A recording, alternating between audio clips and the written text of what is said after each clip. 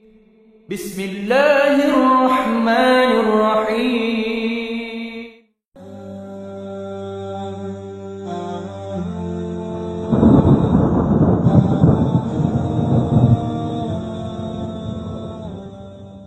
Assalamualaikum warahmatullahi wabarakatuh. Nama saya Fen Claudia Lidar. Saya seorang mualaf. Saya mualaf di tahun 2018.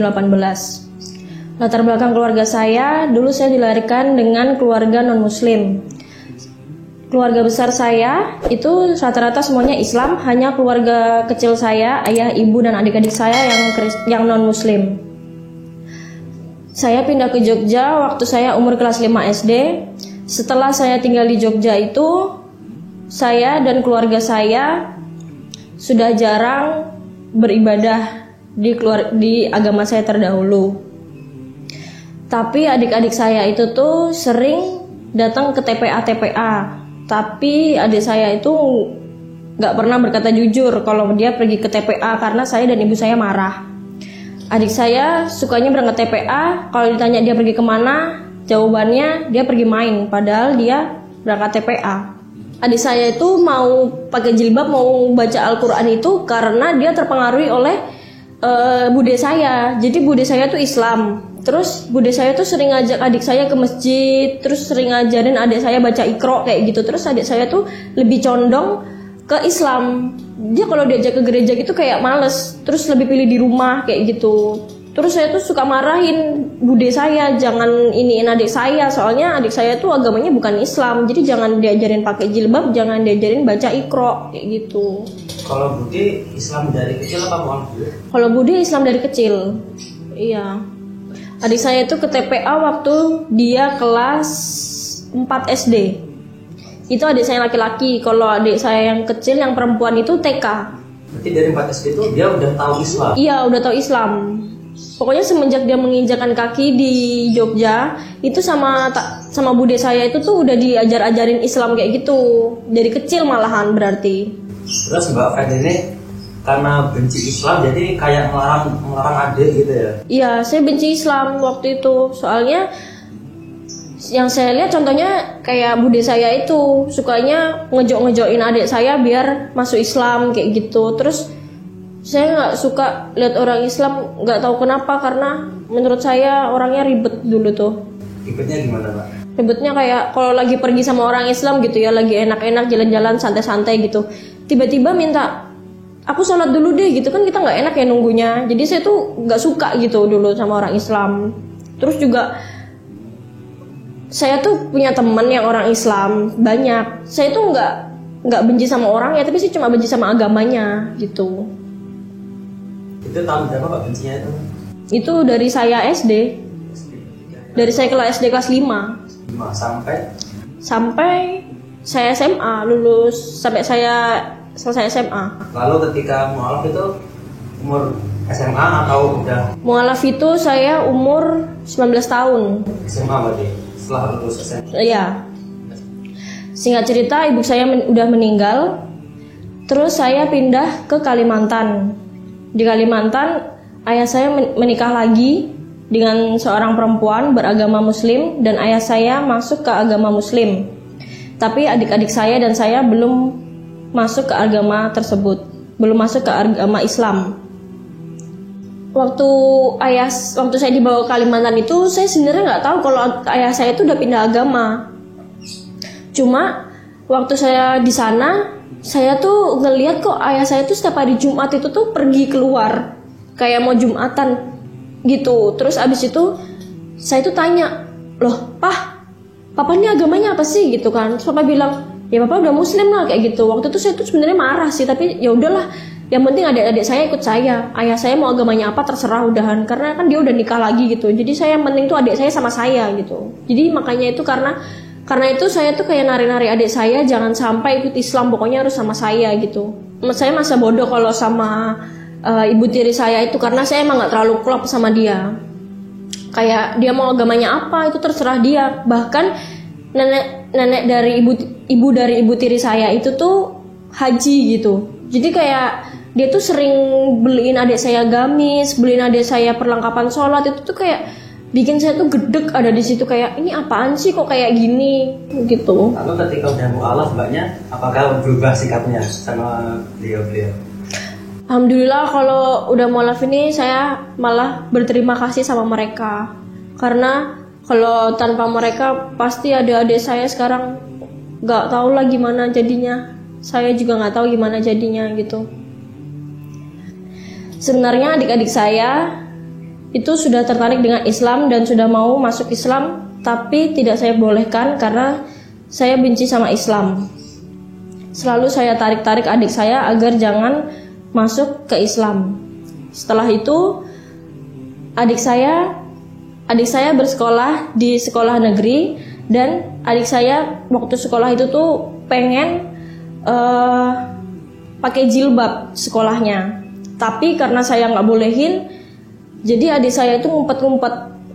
Ceritanya itu waktu itu adik saya itu ternyata sudah sekolah pakai jilbab, tapi saya nggak tahu karena adik saya selalu berangkat sebelum saya bangun tidur. Adik saya dan ayah saya itu tuh bersekongkol, jadi sebelum saya bangun adik saya udah harus berangkat sekolah. Waktu itu adik saya belum berangkat, tapi saya udah bangun tidur.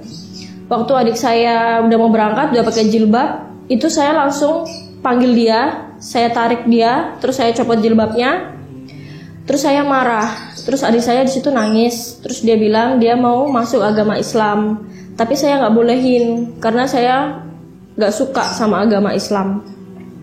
Setelah itu waktu saya bongkar tas adik saya, ternyata di dalam tas adik saya itu ada Al-Quran. Al-Qurannya langsung saya keluarin. Waktu itu saya lempar ke kasur. Setelah itu adik saya nangis, terus dia nggak mau berangkat sekolah karena nggak pakai jilbab. Tapi karena saya marah, jadi adik saya ngikutin saya untuk nggak sekolah dulu. Jadi ceritanya dulu tuh saya tuh mau menikah. Terus sebelum pernikahan itu saya udah ngikutin pra pernikahan itu selama 3 bulan, dan tahun itu tuh harusnya saya sudah menikah. Berarti itu ketika mau menikah masih non-Islam? Masih non-Islam. Berarti ngikutin pranikah itu dari agama terdahulu. Pranikah non-Islam. Iya. Terus abis itu saya waktu itu ngekos di sebelah rumah calon suami saya itu. Nah terus waktu itu dia itu ceritanya nggak punya HP. Jadi kalau dia WhatsAppan sama temennya itu pakai HP adiknya. Waktu itu saya keluar sama adiknya, terus adiknya tuh bilang ke saya, "Mbak, Mas Bram itu minta diajarin temennya sholat," kayak gitu. Terus saya kaget karena sebelum-sebelumnya tuh sering lihat dia itu tuh nonton kajian-kajian Ustadz Abdul Somad, kajian-kajian Ustadz itu di rumahnya. Tapi sih ngiranya nggak sampai dia berniat untuk masuk Islam. Saya kira dia cuma kepo aja gitu. Akhirnya waktu itu saya minta ketemu sama dia jam 1 malam. Terus saya tanya sama dia agamanya apa. Terus dia bilang, dia pertamanya diem dulu. Terus abis itu saya tanya lagi, kamu agamanya apa? Terus dia bilang, saya Islam. Dia bilang kayak gitu. Terus akhirnya saya bilang, loh gimana sih, kan kita mau menikah kayak gitu. Terus abis itu dia bilang, emang kenapa gitu. Akhirnya saya bilang, udah deh maaf, aku nggak bisa lanjut kalau sama orang yang beda agama. Saya nggak mau menikah sama orang yang beda agama. Terus waktu itu kan kita masih pacaran. Terus abis itu dia bilang, ya udah, saya juga, di agama saya juga nggak boleh pacaran. Dia bilang kayak gitu. Terus dia bilang, kalau saya disuruh milih, jelas saya lebih milih Allah daripada kamu. Waktu itu saya sakit hati. Itu yang ngomong calonnya mbak? Calon suami saya itu Udah mualaf. Udah mualaf, tapi baru syahadat dari dia sama temennya gitu. Terus abis itu saya pulang, besoknya saya pindah kos. Abis itu saya lost contact sama dia selama 2 bulan. Itu saya kerja, alhamdulillahnya lingkungan kerja saya itu semuanya orang Islam. Karena dia kekeh sama agama Islam itu sampai dia mau meninggalkan saya, itu jadi tanda tanya besar buat saya. Kenapa dia bisa-bisanya ngomong kayak gitu sama saya, dia lebih milih Islam daripada saya. Sedangkan biasanya tuh saya tuh kayak di nomor satuin gitu sama dia. Akhirnya saya pisah sama dia, lost contact selama 2 bulan. Selama 2 bulan itu saya introspeksi diri. Saya ngekos, saya tinggal di tempat teman saya, tapi teman saya tuh non muslim. Waktu itu saya tanya sama dia bagaimana pandangan dia tentang orang Islam, dan jawabannya dia sama seperti saya sebelumnya. Dia benci sama orang Islam dan tidak suka dengan orang Islam.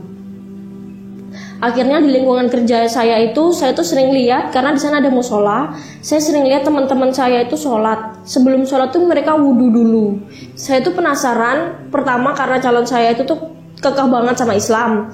Akhirnya saya tuh bertanya-tanya, terus di lingkungan kerja saya tuh semuanya rata-rata orang Islam. Saya tanya sama mereka, Islam tuh gimana sih? Terus apa sih yang kalian lakuin sebagai orang Islam? Terus saya lihat dia sholat. Saya bilang, saya boleh nggak lihat kalian sholat? Saya boleh nggak masuk musola itu? Terus dia bilang boleh, silahkan gitu. Saya lihat mereka tuh membersihkan tubuh mereka sebelum sholat, mereka berwudu gitu. Saya tuh ngerasa kayak, oh ini ya sebenarnya tuh emang kalau kita mau bertemu sama Tuhan kita tuh emang kita harusnya membersihkan diri kita dulu gitu. Terus mereka sholat dengan khusyuknya, itu buat saya tuh kayak, kok ini tuh cara berdoa mereka tuh lebih baik daripada agama saya sebelumnya gitu, lebih khusyuk gitu. Akhirnya waktu pulang itu saya nggak balik ke tempat teman saya, tapi saya nginep di teman kerja saya. Waktu itu saya minta dia buat kasih tahu saya apa itu tentang Islam. Setelah itu dia kasih tahu saya tentang Islam itu seperti apa. Terus saya tanya Iqra itu seperti apa. Terus dia ngasih tahu saya. Terus saya tanya kalau sholat tuh bacaannya apa aja sih. Terus saya tanya sholat tuh ada berapa kali dalam satu hari. Dia menjelaskan sampai saya tuh penasaran banget. Saya tanya sama dia, boleh nggak kalau saya ikut sholat kamu? Terus dia bilang boleh. Terus dia menjelaskan kalau sholat subuh itu 2 rakaat. Saya ikut sholat dia. Itu pertama kalinya saya sholat. Dan waktu saya sujud nggak tahu kenapa air mata saya tuh netes. Saya tuh nangis. Tapi saya nggak tahu saya nangis tuh kenapa. Tapi saya ngerasa nyaman dengan yang saya pakai, dengan gerakan yang saya ikutin dia. Itu tuh saya nyaman banget. Saya juga nggak tahu waktu itu mas. Saya tuh sebelumnya kalau ibadah tuh ya udah ibadah, tapi saya kalau ibadah tuh nggak pernah di agama saya sebelumnya ya. Kalau saya datang ke tempat ibadah gitu, saya malah nggak ada niatan ibadah. Saya cuma ya udahlah sekedar datang aja gitu, ketemu teman atau bareng siapa gitu ketemu. Terus ya udah habis itu pulang tanpa bawa apa-apa. Yang disampaikan oleh romonya itu pun saya nggak tahu apa gitu. Pokoknya yang penting datang aja gitu, terus pulang udah selesai gitu.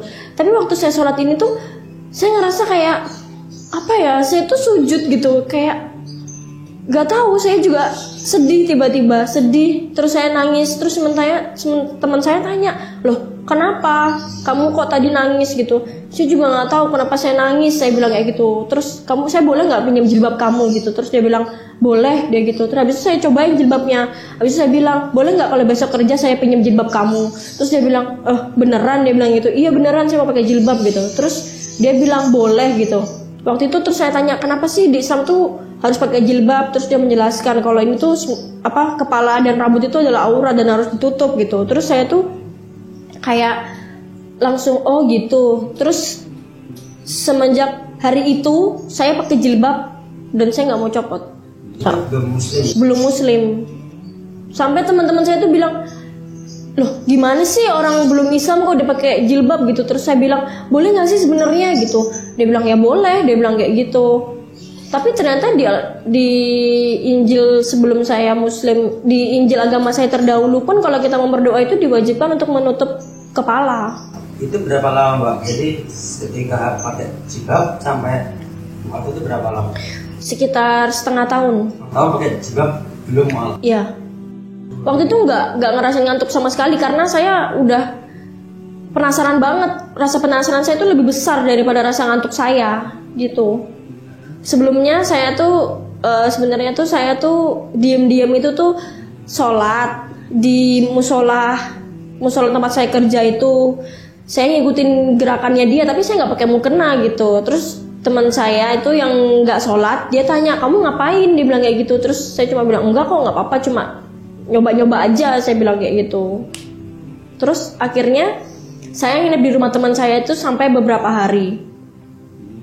Dan kebetulan di tempat kerja saya itu ada seorang ibu juga. Ibunya tuh semangat banget karena saya tuh tanya-tanya tentang Islam gitu. Dia tuh bawain saya beberapa buku, dia bawain saya panduan Islam gitu. Terus akhirnya saya tuh penasaran. Terus saya ngontek calon suami saya itu. Saya kontak dia, apa sih yang membuat dia Islam gitu. Terus dia tuh menjelaskan Islam tuh seperti apa. Terus dia suruh saya buka Injil yang dia taruh di rumahnya. Waktu itu saya ke rumahnya, saya buka, saya baca, dan itu tuh benar-benar buat saya kaget. Waktu itu yang pertama kali saya buka itu tuh yang dilarang memakan babi. Itu tuh saya benar-benar kaget karena keluarga saya kalau perayaan itu tuh saya malah pesta babi, saya makan babi gitu. Jadi saya kaget.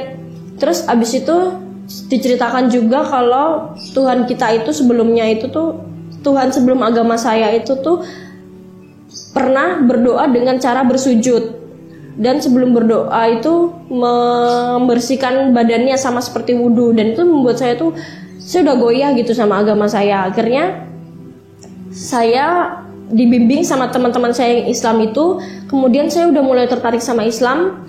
Terus saya bertanya, kalau saya mau Islam caranya gimana? Terus mereka bilang saya harus melalui syahadat dulu. Waktu itu saya tanya di mana saya bisa syahadat. Terus mereka bilang saya syahadatnya di masjid atau ketemu sama ustadz gitu. Sedangkan saya nggak pernah masuk masjid, saya nggak pernah ketemu sama ustadz kayak gitu. Jadi saya takut. Jadi saya cuma diem aja. Terus waktu saya di tempat teman saya itu, saya kan pakai jilbab. Saya nyoba pakai jilbab. Alhamdulillah sejak saat itu sampai sekarang saya masih pakai jilbab. Saya nggak pernah lepas.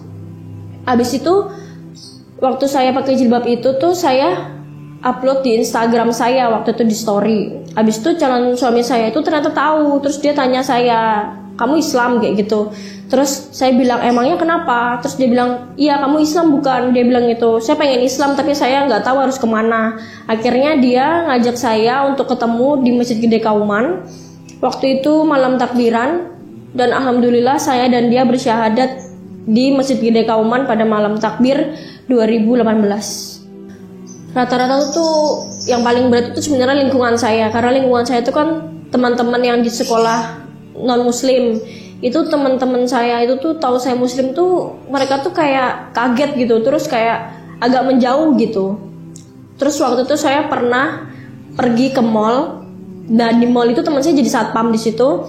Waktu saya nyapa dia malah jawab sapaan saya dengan, ih apaan tuh pakai baju kayak gitu, di balik jilbab kamu ada bom ya, bilang kayak gitu. Terus saya tuh kayak, ya Allah kok gini banget sih gitu. Padahal dia sendiri pun Islam. Teman saya yang lain pun itu, teman-teman main saya tuh tahu saya pakai jilbab gitu, mereka kayak risih gitu, kayak ngapain sih pakai jilbab, udah cepet aja, orang panas juga kayak gitu. Terus akhirnya tuh kayak mereka tuh suka ngajakin saya nongkrong sampai pagi gitu. Terus saya bilang nggak mau gitu, tapi mereka tuh kayak maksa, kayak terus bilang kalau enggak kamu nggak aku anterin pulang loh kayak gitu. Terus saya bilang nggak apa-apa sih, jalan gitu. Kalau tanggapan keluarga saya, alhamdulillah papa saya itu udah muslim. Jadi waktu papa saya tahu saya mau masuk Islam itu, papa saya bilang, iya nggak apa-apa kalau kamu masuk Islam, tapi kamu harus tahu betul apa yang kamu cari, apa yang mau kamu jalani ini. Jangan sampai kamu udah berjalan tapi habis itu kamu balik lagi ke agama sebelumnya, jangan sampai mempermainkan agama. Terus saya udah muslim. Terus saya meyakinkan ayah saya kalau saya tuh memang benar-benar mau masuk Islam. Dan ternyata setelah saya pulang ke Jogja itu, adik saya itu tuh udah masuk Islam, udah disyahadatkan. Terus adik saya pun udah belajar Iqra. Jadi sekarang tuh saya masih Iqra, tapi adik saya udah bisa baca Al-Quran gitu. Padahal masih kecil-kecil, jadi saya malu. Waktu saya udah mualaf itu, saya ngerasa lebih enjoy menjalani hidup. Saya ngerasa kayak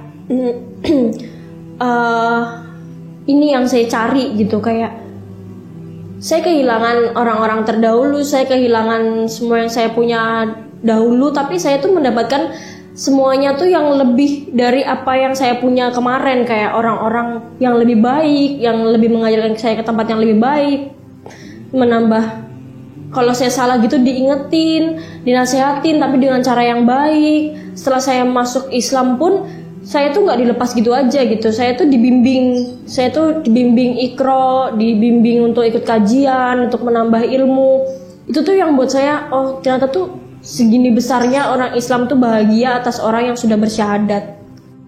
Kalau untuk teman-teman yang mualaf, yang lagi kesulitan dengan lingkungannya, dengan keluarganya yang disingkirkan, menurut saya yang harus kita lakukan adalah sabar dan ceritakan semuanya pada Allah. Pasti Allah akan membantu kita. Dan jangan takut untuk kehilangan orang-orang itu, karena Allah pasti akan menggantinya dengan orang-orang yang lebih baik dari itu.